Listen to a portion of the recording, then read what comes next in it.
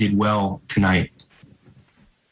Well, I mean, first of all, they, obviously Atlanta's playing well. It was a huge game for them, and they played well. I mean, the biggest thing, one, the rebounding game, and two, just controlling the ball, dribble handoffs and high pick and rolls in particular.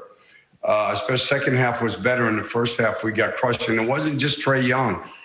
Bogdanovich, Herter, Lou Williams, and that was disappointing because the last time we played here, our high pick and roll defense was actually pretty good. So, listen, we'll beat Philadelphia. They're in Miami right now. We'll be in Philly tonight before they will, and hopefully we'll have a little bit better approach. Luke Hetrick, Spectrum Sports. Coach, what impact does playing a team like Atlanta that is still fighting for playoff positioning have on how you try and evaluate your team moving forward?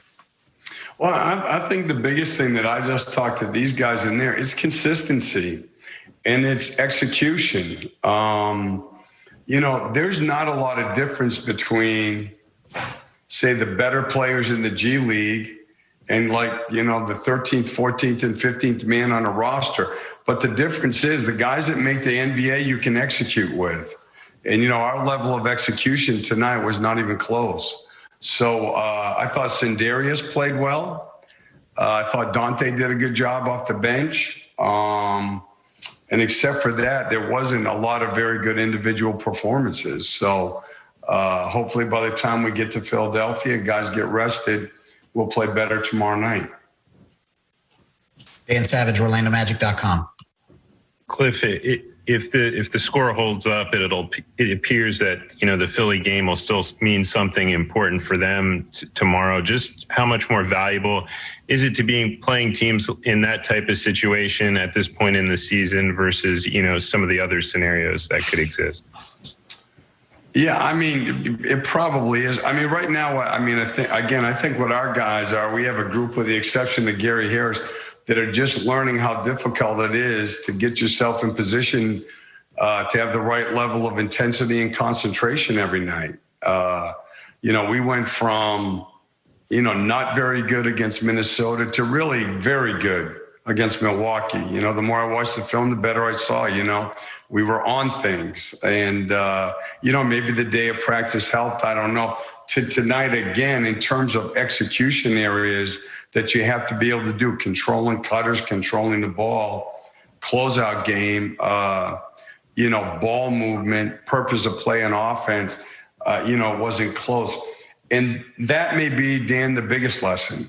In this league, when people say it's a marathon, not a sprint. No, it's not. The best teams play every night. The best players don't take nights off. It's the difference. And I think that's one of the things that our younger guys are learning.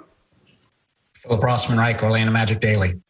With young teams especially, how difficult is it to get them to kind of build that consistency, especially when shots don't go down early? Seems like, especially early on, shots weren't going down and that kind of deflated. No, it's a good point. And I mean, if you look at it, since the trade deadline, the games that we've won, we've made a bunch of threes. We've done other things, but as much as anything, we've made a bunch of threes. And,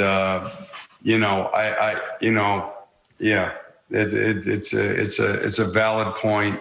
And part of it too, not to make excuses, we're not very organized. There's a newness to the group still that hurts us, especially when teams go, 8-2. We don't have like our 3 or 4 plays that we execute well, so that hurts us.